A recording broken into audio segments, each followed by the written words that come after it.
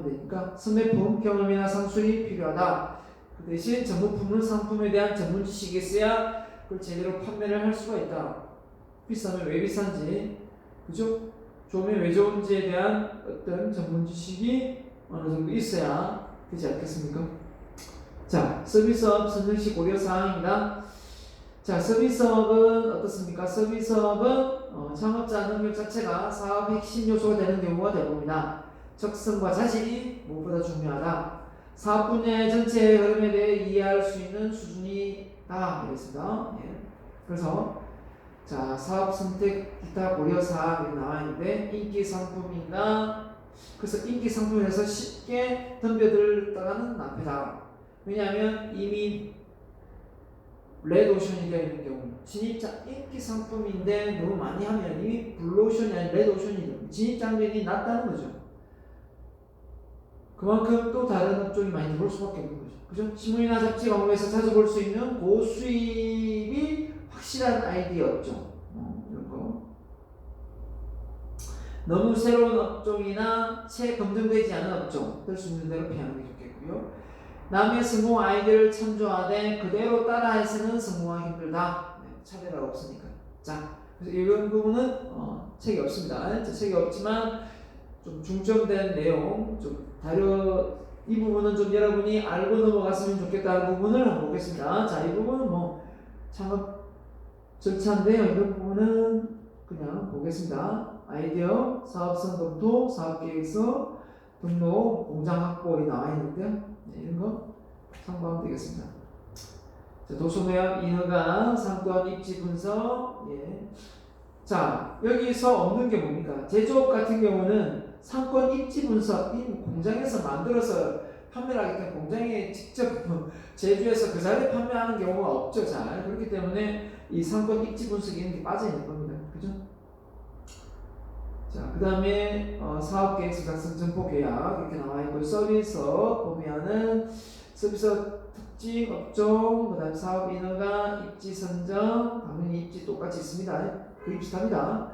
사업 검토, 사업 계획서, 점포, 사무실 개업 준비 이렇게 했습니다. 자, 제조업의 특징. 자, 제조업 특징이 뭐였습니까? 경험이 많은 풍부해야 됩니다. 그래서 전문 지식이 반드시 있어야 되고요. 그 다음에 기계 설비, 공장 확보에 대한 비용이 최소 5억 이상 들어간다. 이렇게 보면 돼요. 5억도 작죠.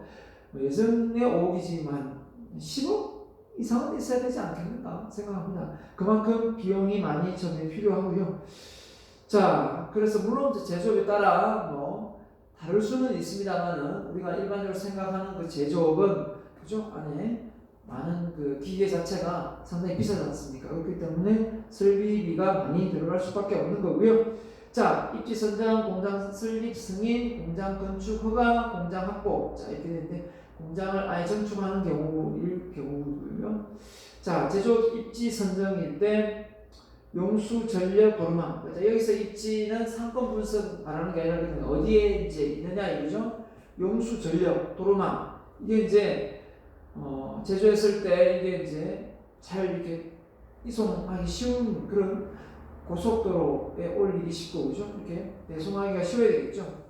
그 다음에 노동력의 공급, 대기 수질 오염 이런 부분에 대해서 위반되면 나중에 신고 들어오면 또 엄청나게 피해를 보기 때문에 주변에 오염을 시키는 절대 안 되겠지만 또 민원이 많이 발생할 수 있는 그런 어떤 많은 민가가 있는 쪽은 피하는 게 좋습니다. 그래서 우리가 보면 울산은 공업 단지가 참 많습니다. 그죠? 화학단지부터 해서 저쪽 북구부터 시작해가지고 이쪽 남부 쪽으로 넘어가면 거의 공장 부지입니다. 계획 부지를 다 만들어 놨어요. 자, 그런 부지를 많이 이렇게 확보해서 계획 입지로 해서 보통 제조업이 들어가는 경우가 대부분입니다. 자, 그래서 정부 자금 등 정부 지원책. 자, 그런 계획 입지에 들어가면 정부의 저리의 어떤 융자를 통해서 공장을 운영할 수 있고 그리고 또 갚아나가는데 또 편리하게 활용될 수 있습니다. 자, 그래서 직접 논이나 산이나 이런 부분을 깎아서 본인이 만들면 자유입지고요. 자, 계획입지는 이미 국가가 공단의 어떤 단지를 만들어서 말 그대로 뭐 아까 용수나 전력이나 이런 거 다 라인을 다 이미 창설해 놓은 상태입니다. 그죠? 그렇기 때문에 이쪽이 훨씬 편하겠죠. 편합니다. 편한 대신 단점이 뭐가 있겠습니까? 편한 대신 당연히 비쌉니다. 여기는 땅을 내가 그냥 매입해서 허가 받아서 지으면 되지만 여기는 이미 아파트로 치면은 아파트를 지어놓은 거 그죠? 사는 게 낫지 그죠? 또 내가 또 아파트 지을 땅을 살 수도 있겠죠. 이건 너무 힘들지 않습니까? 그죠? 아무튼 계획입지와 자유입지를 조금 더 세분화시키면 자, 이 부분은 시험에 나올 수 있습니다. 다시 한번 얘기합니다. 이 부분은 시험에 나올 수 있습니다. 자, 장점은 일단 저렴합니다. 그죠? 말 그대로 그냥 일반 산이나 들 이런 게 어딨어요? 어떻게 너무 노네? 저 산에 중턱에 어떻게 저 공장 부지가 허가가 났을까? 이런 곳이 가끔 있습니다. 이렇게 보다 보면 이 화학단지 쪽이나 아니면 이 밴드를 보면 그래도 모르겠습니다. 뭐 허가가 났으니까 뭐 지었겠죠.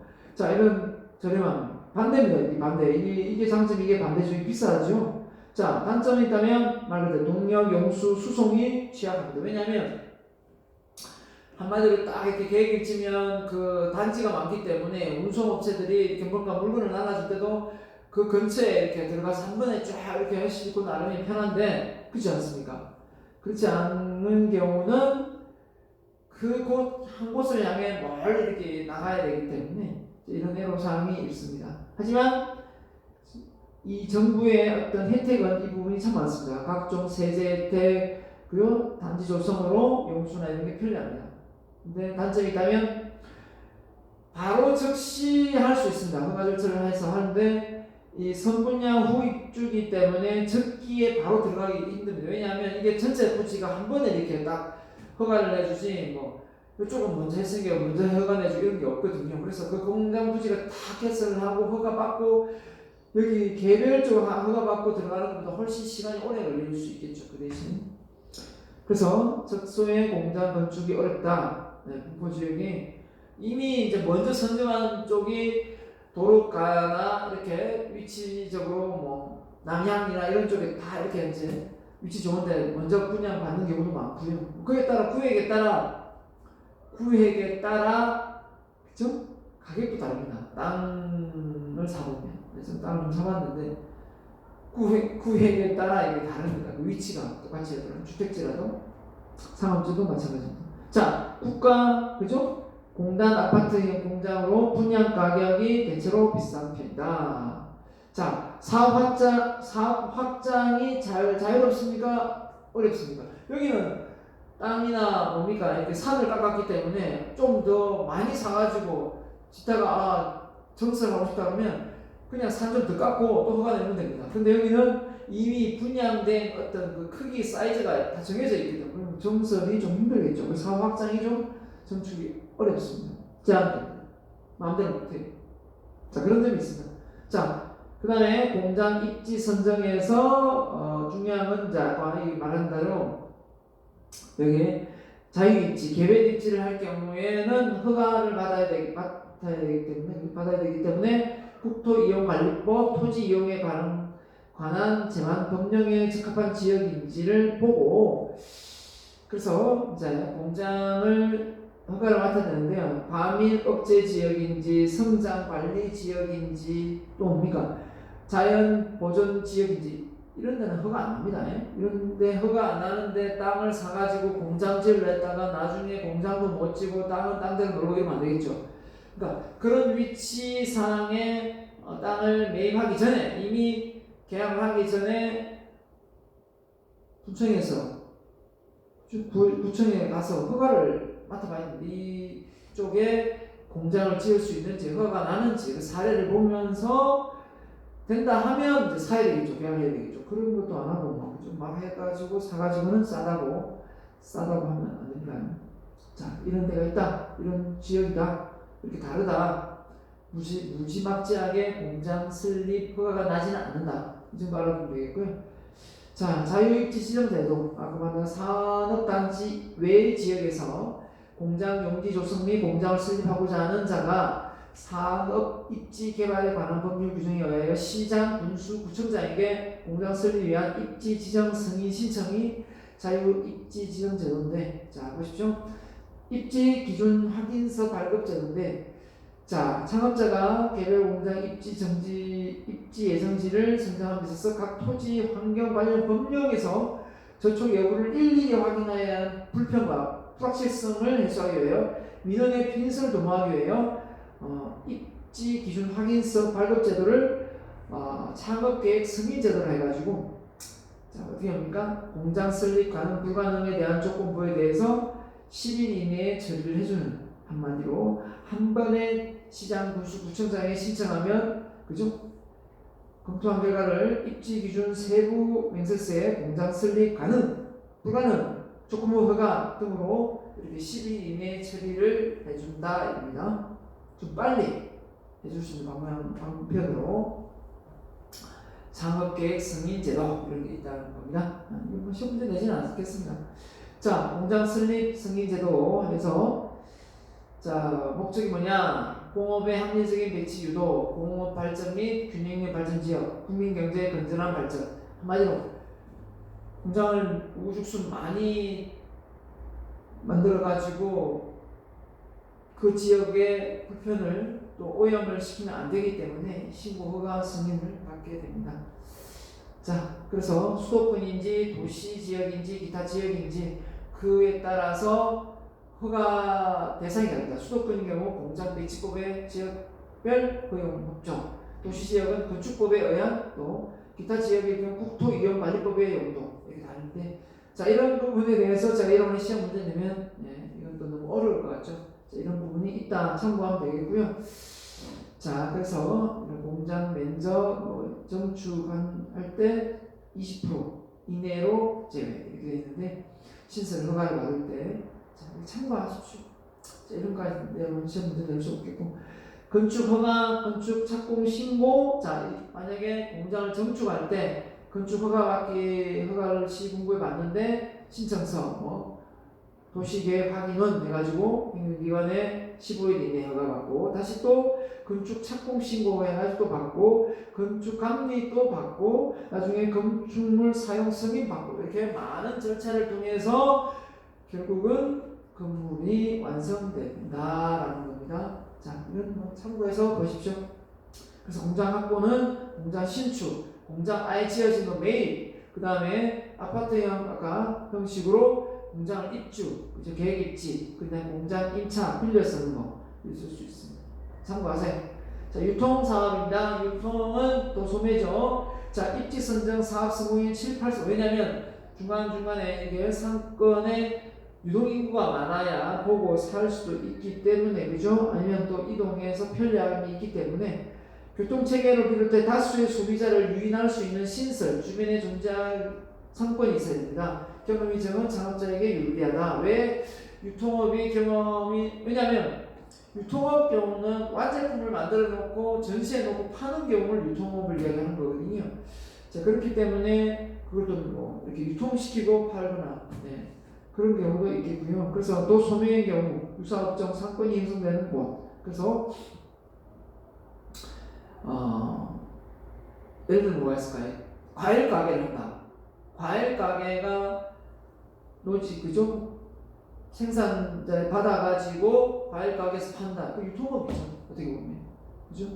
거기서 하는데, 그러면 그 과일 가게 과일을 사러 오는데 소비자가 직접 그 딸기밭에 가서 살 수도 있겠지만, 그죠? 그 가까운, 그죠? 집 근처에서 사용하는데 유동인구가 편리하고 다닐 수 있는 공간을 살 수 있겠죠.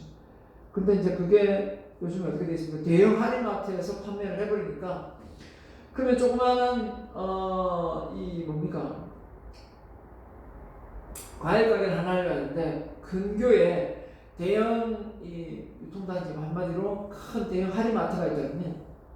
창업을 하면 되겠습니까? 안 되겠습니까?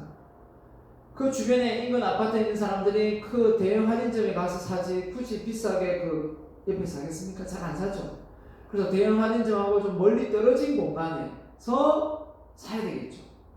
사야 되는 게 위치를 선정해야 되겠죠. 그러면서 유동인구가 좀 많은 그런 공간. 네.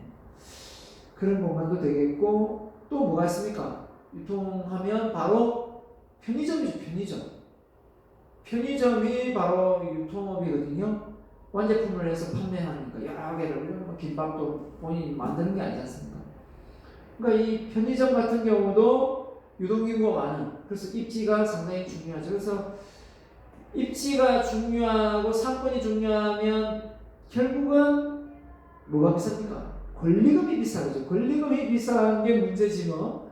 권리금만 싸면 무능하죠. 그래서 권리금이 비싸기 때문에 이런 점에서 돈이 좀 많이 들어간다. 그렇게 보면 되겠습니다.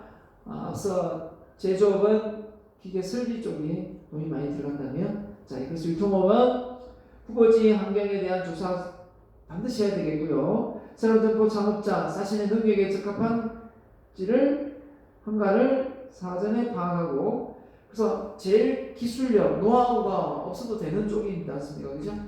네, 이미 그런 위치만 좋으면, 뭐 편의점 하는데 뭐 기술력이 대단한 게 필요합니다. 바코드 뭐 찍고 뭐 이거 하면 되는데 큰 기술 없죠. 딸기 파는데 모르겠습니다. 딸기를 고르는 방법을 뭐 잘한다든지 뭐 특별한 방법이 있을 수도 있겠으나 뭐 특별한 게 없겠죠. 그래서 그런 겁니다. 점포 규모의 적합성과 기존의 점포와의 경쟁 관계, 이런 부분을 잘 감안해서 하면 되겠습니다. 자, 유통창업은 어떻습니까? 유통창업은 이게 창업할 때 주의할 점이 나오는데요. 자, 유통창업은 점포의 상태와 소유주의 의도 파악, 점포를 사서 입주하는 경우 창업자의 의사에 따라서 입주 후 개선 준비 절차의 자유를 추진할 수 있다. 임차의 입주, 보통 이제 점포를 사가지고 뭡니까? 점포를 사가지고 편의점을 한다? 잘 없죠. 보통 임대를 해서 많이 합니다. 왜냐하면 그 점포를, 그 상권이 좋은 위치이기 때문에 그 위치에 점포가 되게 비싸요. 되게 아무리 뭘 줘도 4, 5원 할걸요. 편의점이 들어서는 공간의 위치에 있는 공간은 대부분 되게 비쌉니다. 그러면 그 편의점을 차리는데 비용이 1억 들어가는데 그럼 6억을 들고 있어야 된다는 거 아니에요. 그러면 그럼 6억이 아마 제조업하고 똑같잖아요. 그죠? 그렇기 때문에 대부분 임대료를 좀 비싸게 주고도 1억 이상의 어떤 돈을 들고 들어가는 게 보통 대부분이거든요. 휴대폰 대리점도 유통업입니다. 맞죠? 유통업이 지금 휴대폰 직접 제조하는 것도 아니고, 그죠? 그렇기 때문에 마찬가지입니다. 그런 경우도 마찬가지죠. 임차에서 쓰기 때문에 임차에서 손해보지 않으려면 이걸 알아야 됩니다. 자, 이건 시험에 나올 수 있습니다. 임차인의 주의할 점. 자, 여러분이 이건 참고로 이거 알아야 됩니다. 여러분이 결혼을 해서 집에서 부모님이 집을 사줄 겁니까? 사준다고 하던가요? 보통 여러분이 집을 바로 못 사죠. 결혼하는 연령대가 나는 뭐 돈을 많이 벌어가 집을 사가지고 결혼하겠다, 그런 사람 잘 없죠. 보통 사자마자 보통 부모가 사주지 않는 이상 전세지 않습니까? 그렇기 때문에 그 전세금을 잘 보존하기 위해서는, 그죠? 떼이지 않기 위해서는 어떻게 해야 됩니까? 어떻게 해야 되죠? 제가 모를 것 같아요. 여러분이 거주하는 그 지역의 동사무소를 갑니다. 가가지고 뭐합니까? 전세 계약서를 들고 가가지고 확정 일자를 받으러 왔다 하면 돼요. 그러면 여러분이 내가 여기에 전세로 삽니다라는 걸 신고하는 거예요. 그렇게 하면 그 살고 있는 곳이 원룸이 됐든 뭐 일반 주택이 됐든 아파트가 됐든, 만약에 경매로 넘어갈 때 순위가 물론 알 수 있어야 되는데요. 그 순위를 보려면 등기부등본을 보면 됩니다. 이미 은행에 돈을 얼마를 했는지는 알 수는 없지만 그 주인님은 다 말을 해주지 않으니까 이미 이제 집을 담보로 해서 원룸을 담보로 해서 돈을 빌려 놓았을 겁니다. 그렇다 손치더라도 그 확정 일자를 받아야만 나중에 그 집이 경매에 넘어갔을 때 그 배당받는 순위가 되거든요. 그렇기 때문에 확정 일자 정말 중요하고요. 그래서 우리가 이 집에 건저당이나 가등기, 가압류가 있는지 없는지를 반드시 확인하고 계약을 맺어야 됩니다. 그래서 등기부 등본을 반드시 떼봐야 된다. 그렇지 않으면 크게 나중에 손해를 볼 수도 있다. 알겠습니까? 그 다음에 이 건축물 대장 이런 것도 있습니다. 만약에 이제 앞서 공장을 짓는데 공장을 임대해서 그냥 할 수도 있어요. 임대하는데 이 건축물 대장이 없거나 토지 대장이 있는데 건축물 대장이 없으면 그게 무허가로 이렇게 공장을 이렇게 변두리에 지어놓고 이렇게 임대하는 경우도 간혹 있어요. 그래 놓으면 나중에 그 건축물 허가가 없는데도 불구하고 공장을 임대해서 쓰고 있다가 나중에 걸려서 이 공장 멈추고 뜯어내시오 이렇게 하면 결국은 주인이 그걸 보상을 안 해줘요. 주인도 자기가 가지고 있던 만들어 놓은 건축물을 없어졌기 때문에 주인도 피해를 받기 때문에 처음부터 그 임차인이 본인 그 들어가서 사는 사람의 임차인이 잘 알아봐야 돼요. 그렇기 때문에 토지계획 확인은 토지 대장, 건축물 이런 걸 발급받아 무허가나 가금물인지 여부와 도시계획상의 철거 대상인지 여부를 철저하게 사전조사해서 들어가야 됩니다. 그렇지 않고 무지막지하게 그냥 싸다고 저렴하다고 해서 들어가면 안 됩니다. 제가 토지를 좀 사봤다 했잖아요. 저도 이제 건물을 지어 올리려고 건물 상가부지를 사는데 저쪽 어디입니까? 중구에 건축물을 살려고 했는데 다른 데보다 정말 저렴하더라고요.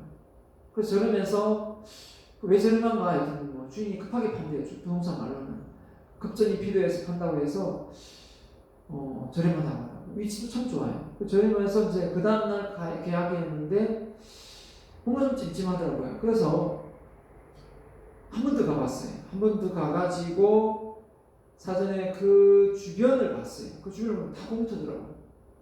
근데 그 건물도 위치상으로 건물 올라갈 수 있고 여기도 건물 올라갈 수 있거든요. 그런데 왜 여기가 이렇게 싼가 좀 의문이 가더라고요. 그래서 제가 그 옆에 건물이 큰 부지가 있었는데 그 건물에 뭐가 들었을 예정인지를 혹시 궁금하더라고요. 그래서 제가 다른 부동산에 가가지고 물어봤었어요. 그랬더니 그 지역에 바로 뭐냐면 장애인 시설이 들어온다 하더라고요. 그래서 장애인 시설 폄하하는 게 아니라 그게 상가 건물을 올리려 하는데 그 장애인 시설이 들어오면 그 위치에 장사가 되겠습니까? 건물을 지어 올린대. 상업지역이 안 되는 거예요. 상업지역은 맞지만. 그래서 내가 계약을 안 했습니다. 계약을 했으면 계약을 뗄 뻔했습니다. 그럽니다. 싸게 하면 싼 이유가 있습니다. 절대 나는 손해보고 팝니다 라고 말하지만 누가 손해보고 팝니까? 말도 안 되는 소리죠. 예. 그렇기 때문에 본인이 발품을 팔아서 알아봐야 됩니다. 예. 자, 그런 것처럼 우리가 등기부 등본 이런 거 떼서 제대로 파악을 하고, 물론 이제 부동산 중개를 통해서 계약을 하면 등기부 등본을 그날 당일날 바로 떼서 이렇게 보여주고 담보 잡힌 거 이런 거 그죠? 돈을 주면 갚고 그죠? 건전한 설정 해지하고 입주하고 또 이런 경우도 있습니다. 자, 아무튼 넘어가겠습니다. 그런 부분 알아보면 좋겠고요. 그 다음에 직원 채용, 상품 수급 계약, 매장 구성, 상품 매입, 진열, 그 다음에 사업자 등록 신청. 이게 유통업, 그죠? 편의점이나 이런 쪽에 사업을 할 때입니다. 뭐 참고하세요. 자, 서비스업 특징을 보면요, 서비스업은 무형이다, 무형성이다. 말 그대로 눈에 보이는 게 아니니까요, 그죠? 그 다음에 비분류성, 생산과 소비가 동시에 일어난다. 식당에 밥 먹는데 그게 분리가 됩니까, 그죠? 예. 식당에 식사가 나가면서 서비스가 함께 오지 않습니까? 종업원의 그 친절도, 그죠? 그런 부분. 자, 이질성이다. 종업원의 어떤 고객에 대한 어떤 뭐라 해야 됩니까? 취향이 다를 수 있기 때문에 나는 그 매장에 가서 밥 먹었는데 그 식당에 가서 밥 먹었는데 괜찮더라 라고 하는 사람도 있는 반면에 나는 너무 불친절해서 가기 싫더라 이런 사람이 있을 수 있잖아요. 자, 그래서 무형성, 비분리성, 이질성이 있다. 그 다음에 소멸성. 서비스가 뭐 그 제보가 되니까 이번 서비스 다음에 오면 해드릴게요. 쿠폰을 나눠주면서 서비스 쿠폰, 안마 쿠폰 뭐 이런 되나요? 안 되죠? 소멸성. 물론 이제 이건 있겠네요. 제품을 샀는데 어느 기간까지는 서비스가 기간이 있기 때문에 그 기간만큼 고장이 나면 바꿔준다 이런 게 있겠네요. 먹었는데 그날 먹고 나서 며칠 있다가 와서 나 여기서 먹었는데 나 배가 아프다 뭐 이러면 안 되겠지만 그 당일날 방금 먹고 나서 배탈이 났다 그러면 이 식당에서 먹은 게 뭐 잘못되지 않은 조사를 해 보십시오 해서 만약에 식중독 균이 나왔다 그러면 보상받을 수 있는 거죠. 그런 부분은 되겠지만 이게 이제 서비스가 저장이 불가능하기 때문에 재고처럼 저장이 되는 게 아니라서 그런 부분에서 소멸성이다 이렇게 표현을 하는 것 같습니다. 아무튼 이런 각 제조업의 특징, 유통업의 특징, 서비스업의 특징 이런 부분은 알아두세요. 자, 좋습니다. 자, 그래서 뭐 여러 가지가 있겠죠. 지금 서비스업 중에 제일 안 되는 코로나 사태로 안 되는 쪽이 바로 뭡니까? 여행업종이죠. 여행업종. 야, 그 다음에 또 안 되는 게 뭐가 있겠습니까? 지금 제일 어려운 게 그 유학 이렇게 보내주는 거, 그죠? 이런 업종들 외국을 못 나가니까 와, 그죠? 이게 바로 이게 되는 부분이 아니라서 학원 업종 이런 데는 또 모여서 학원 수업을 해야 되니까 또 안 되죠. 뭐 여러 가지가 있을 수 있습니다. 아무튼 이 서비스업이 4차 혁명 시대의 가장 좋은 또 아이템이긴 한데 이런 부분이 이런 코로나 사태로 인해서 대변혁이 일어나고 있는 것 같아요. 네, 그래서 참 걱정입니다. 하루빨리 그죠? 네, 그걸 대체할 수 있는 코로나를 없앨 수 있는 약품이 빨리 나와야 되는데 자, 서비스 내용에 충분한 설명을 했는가? 지속적인 종업원 교육 차별화된 전략을 가지고 있는가? 창업자의 경영 철학. 창업자의 경영 철학이 뭐가 필요할까요? 서비스에서 고객은 왕이다. 고객이 만족해서 그 만족도에 의해서 돈을 번다 이렇게 생각해야 됩니다. 고객의 만족의 의사와 상관없이 나는 내 돈만 벌면 된다 이런 생각을 하는 사람이 창업을 하면 안 되죠, 그죠? 네, 철학 자체가 문제가 있는 거예요. 서비스 수준의 관리, 직원 교육 시켜야 되겠고 지속적인 홍보, 그죠? 네. 그다음 소비자가 만족할 수준의 서비스. 소비자가 만족할 수준의 서비스는 소비자의 기대치와 이용가치, 사용가치죠. 사용가치와 소비자의 기대가치가 일치될 때 만족이잖아요. 감동은 그 이상으로 가면 되는 거고. 자, 그래서 창업준비 10단계 해놨네요. 창업준비. 자, 일단 창업 환경 검토. 자, 여러분이 이제 말 그대로 지금의 내가 창업을 한다면 나의 적성 어떤 게 창업에 맞을까? 창업 관련 이론이나 학습을 배우고 있잖아요, 그죠? 주변에 가족 협력 여부 이런 거, 창업 현황 전망, 사전조사, 자료 스크랩 해야 되겠죠. 이걸 하다 보면 이게 나한테 맞겠다라는 아이디어가 좀 나오게 됩니다. 안 해보면 몰라요. 조사를 안 해보는데 어떻게 알 수가 있습니까? 본인 경우에. 그리고 그 다음에 이제 사업 타당성 검사한다 했습니다. 그죠? 시장성, 수익성, 안정성, 위험성 아까 했고요. 그 그 다음에 시장조사 분석, 그죠? 예, 수요자. 이거는 이제 뭐 말 그대로 실제 그 사업을 한다고 했을 때 이미 레드오션이 아닌지, 소비자가 그죠? 더 많이 분포되어 있는지, 또 상권에 따라 이쪽은 소비자가 많은데 동업이 없는 건 아닌지, 그죠? 이런 조사해서 하면 되겠죠. 네. 그 다음에 이미 하고 있는 걸 인수받을 때는 실제 그 고객이 유동인구가 그만큼 되는지, 또 손님이 오는지 이런 걸 파악을 해야 됩니다. 제 아는 동생이 이 사업을 이렇게 하나 하던 걸 인수했는데 그 친구도 망했어요. 근데 그 친구가 아는 동생이 친구가 동생인데 그 사업을 인수할 때 그날 몇 시에 오겠습니다라고 해서 갔던 날이 장사가 너무 잘 됐다는 거예요. 근데 알고 봤더니 그날 가만히 생각해 보니까 그날 자기가 아는 지인들을 다 온다고 전화 받고 불렀지 않나 라는 생각도 하는 거예요. 오늘 내가 쏠게 와라 하면서 하면 그날 딱 오는 시간에 딱 타이밍에 맞춰서 친구들 이렇게 오면 할 수 있잖아요.